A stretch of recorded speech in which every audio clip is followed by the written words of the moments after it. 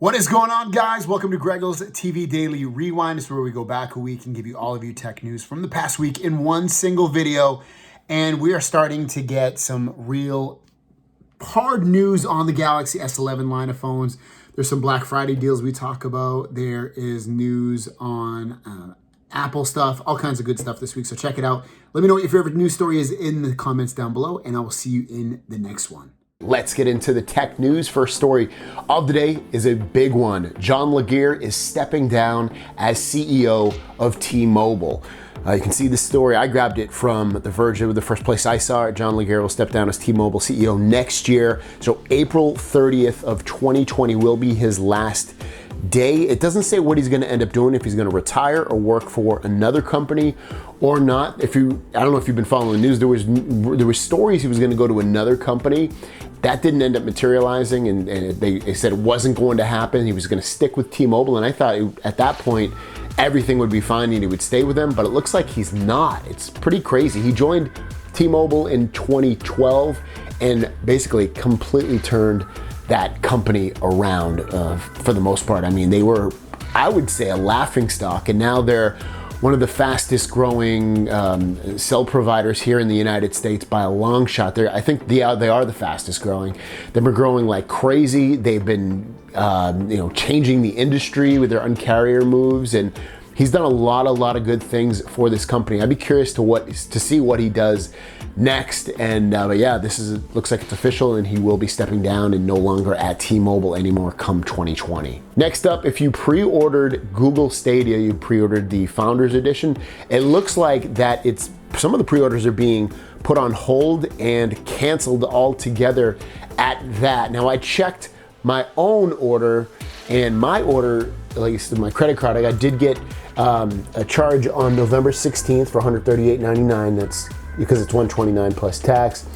And then I looked at my Google Play or Google Store order, and I did order it on June 6th, and it still says delivery is going to be November 20th or 21st, which means I'll potentially be getting this Wednesday, probably, because I think usually when they say that, I usually get it the first day they say, so I'm assuming I'll probably get this Wednesday.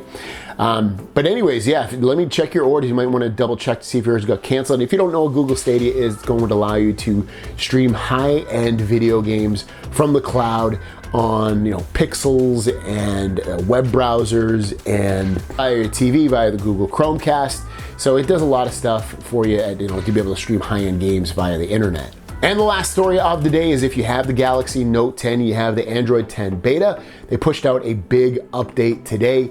As you can see, there's a lot of fixes in here. They've got the screen flickers, that it looks like that's been fixed. When returning from some app to the home screen, the background can appear to be blurred. The status bar disappears when turning the screen off when some app is open.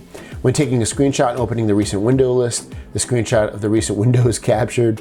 Keyboard is cut off at the bottom. Keyboard can't be resized. 2 contacts app display after update. Application that has been removed from the folder and placed on home screen disappears. After update, app shape changed to Android app shape. AOD, always on demand, doesn't appear while charging. A noise can be heard when connecting a Bluetooth device. And improved gesture interaction. Some problems have been fixed. So if you've downloaded this update, let us know if it fixed anything else that you had issues with. Let's get into the tech news. First story of the day is Galaxy Note 10 One UI 2.0 beta program is no longer open for registrations. Now, it was only open for unlocked phones anyway here in the US, so if you wanted to, you can no longer join this. It's completely over. You'll have to wait for the actual live version of this to go out into the public, which will probably be either the end of this year or very early next year.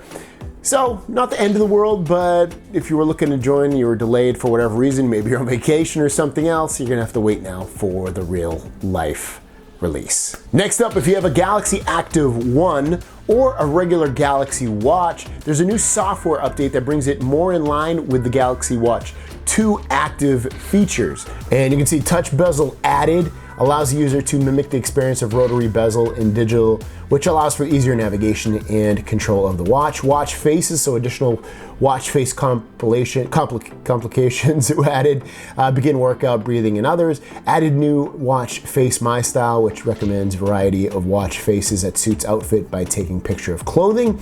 That just sounds pretty cool. Additional indicator feature in watch to show background running apps such as workout tracking, timer. Tapping on the indicator will take you back to the app. Added additional emoticons to provide variety of skin tones. Improved user interaction for following features. Always on display screen is easier to read while on charging or in battery saving mode. Customizing the order of icons in quick panel is easier. Samsung Health improved. Lap time tracking has been improved for running and cycling activities. And data sync via NFC with Tello Gym. Workout equipments have been added. And then the last story of the day, as you can see, Samsung is releasing a Galaxy Note 10 Plus Star Wars Special Edition. This will launch on December 13th, and it's gonna cost $1,299, but you get a lot of stuff with it. So you're gonna end up getting the specialized edition of the Note 10 Plus. It includes a specially designed case as well, a metal badge, an S Pen, which is gonna end up being red, Galaxy Buds that are red and black as well. Those are really, really cool looking. And I don't know, this is it's something that makes me, since I lost my Galaxy phone, kind of makes me, even though I'm not a Star Wars fan, I really like the color scheme going on here. And $12.99, not too bad, especially with everything that you're getting for it. So it'll also hit other countries such as Australia, Denmark, Finland, France, Germany, Hong Kong, Korea, Norway, Russia, Spain, Sweden, Turkey, UAE, UK, and as I said earlier, USA. Let's get into the news. We only have one story today, but it is interesting and it is something I think a lot of people are going to want in the next Galaxy phone. This tweet comes from Marquise Brownlee, aka MKBHD.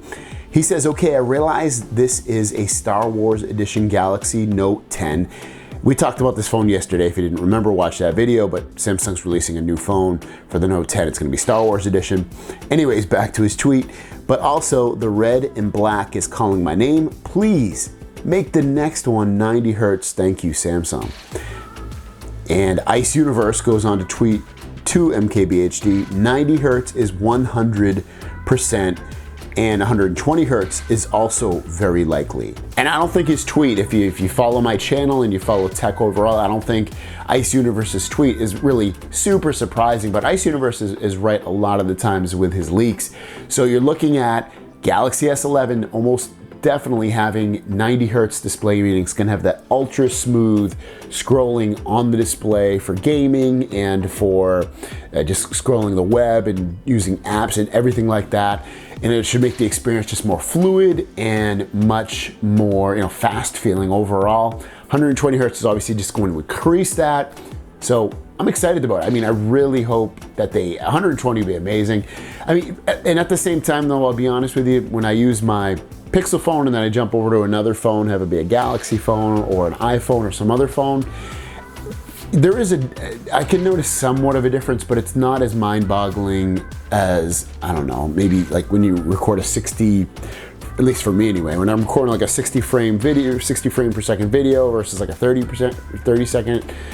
frame per second one, I don't notice as much a difference like that, but I don't know. Let's get into the tech news. First story of the day is if you have an iPhone 11, 11 Pro, or 11 Pro Max, you can get a really cool accessory for your phone, and it's not that expensive. They just came out with their smart battery case with wireless charging built into it.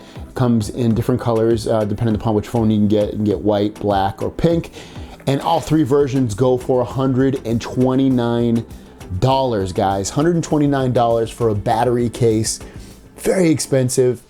You can see on the side here, it gets a little thick. They've sold these in the past, so it's not really anything new, but it's new for the 11 series of phones. And it only gives you up to 50% more battery life. Don't you guys think that's a crazy expensive? I know you do. $129 for a battery case is crazy. I can see if it gave you like, I don't know, 200% more battery or something like that, but 50% more battery for 129 bucks. Oh my God. Next up, if you're in the market for a Note 10 Plus phone, you can get one for as little as $309 right now on the Samsung website. And you also get free Galaxy Buds with it. So what you do is choose your Note 10 or Note 10 Plus, and then you trade in a phone as well. It has to be a phone that's, you know, up to the max value. You also get an additional $200 off, just savings. And then you also get the ability to get free Galaxy Buds, any color you want, have them be white, black, silver, or even yellow as well. So definitely a really crazy deal. So think about that for a second.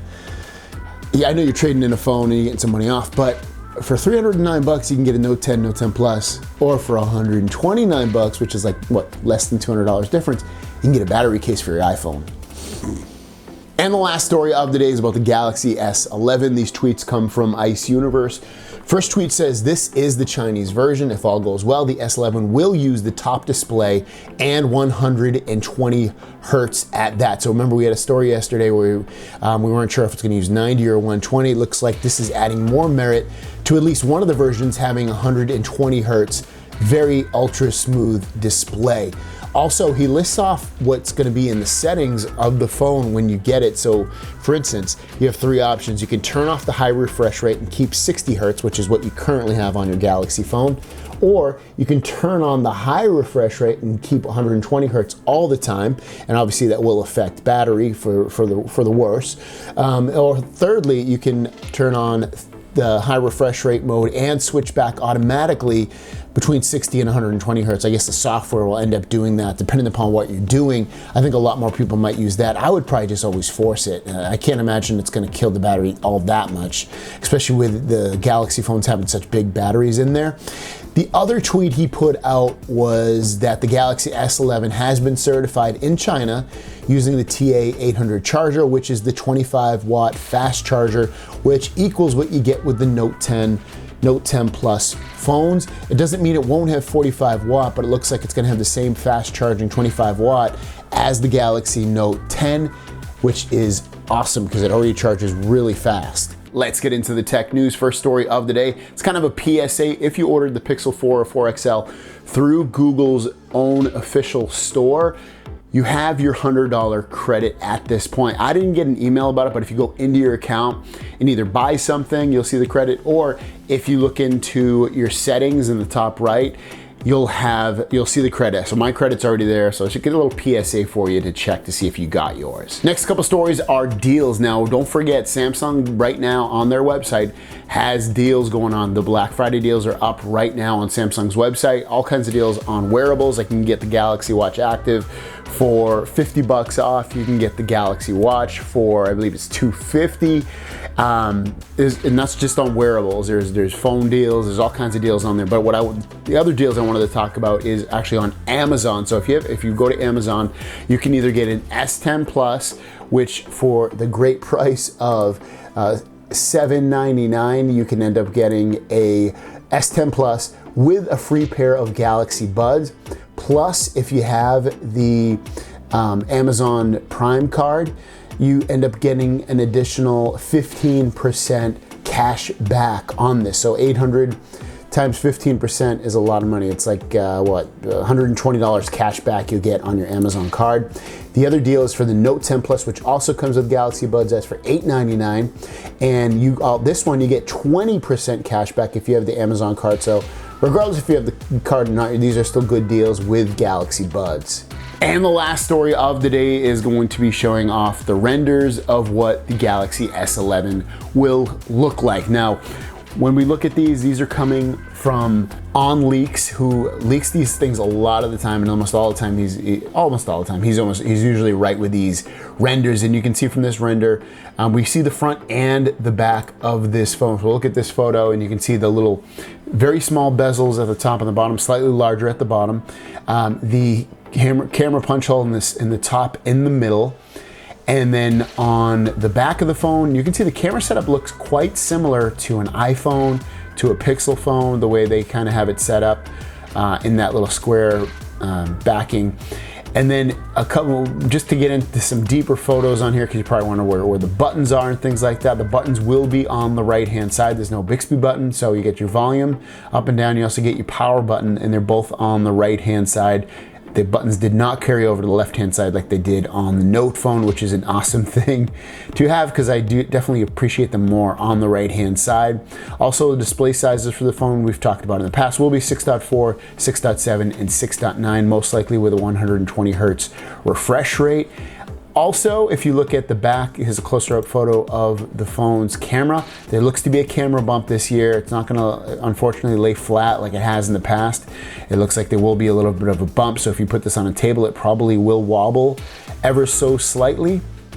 And also at the bottom of the phone, you do see one speaker, which would indicate not that there's only one speaker, but there's probably the other speakers are gonna be built into the headset. So you'll still get stereo sound. USB-C at the bottom, as well as a microphone. No headphone jack on the S line this year. They've completely removed it. It's not at the top, it's not at the bottom, it's definitely not on the sides. So there you go. Let's get into the tech news. First story of the day is if you've ever ordered a device from OnePlus and you did it from their website, your information may have leaked out. This email went out from OnePlus earlier today saying we are reaching out to you directly as we have discovered that part of your order information was accessed by an unauthorized party. We can confirm that your payment information, password, and account are safe, but your name, contact number, email, and shipping address may have been exposed.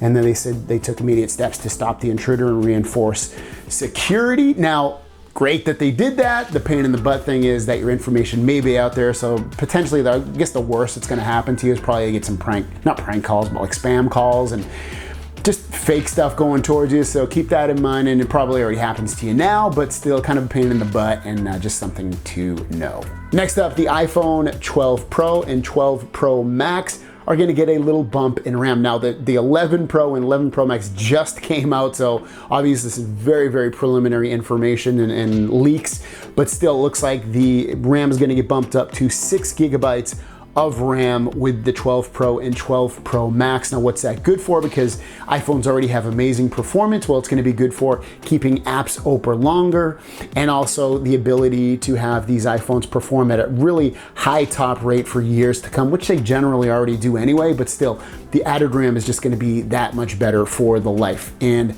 just overall performance of the phone. And the last story of the day is AT&T is finally pushing out their consumer 5G network. Now, this 5G network will travel far. The 5G network that they have out for businesses and such does not travel far. It's very short range. This one is like the LTE network that you use now. It travels miles from that server that you're connected to. So if you're driving your car, you should be absolutely fine. If you're walking around the city, it shouldn't lose its connection that a lot of these 5G networks currently do, especially the one that Verizon currently uses as well. And it's launching on these cities right here. So the cities that it's going to launch with is, you can see Los Angeles, San Diego, which is my hometown, or where I live right now, I should say, San Francisco, San Jose, Jacksonville, Orlando, Atlanta, Indianapolis, Louisville, New Orleans, Charlotte, Raleigh, Las Vegas, New York City, Oklahoma City, Nashville, Austin, Dallas, Houston, San Antonio, and Waco. And they released a bunch of maps for some of these cities as well, so you can take a look at, is it gonna hit where you live? Is it gonna miss it? But it's awesome to see that this 5G stuff is finally making its way.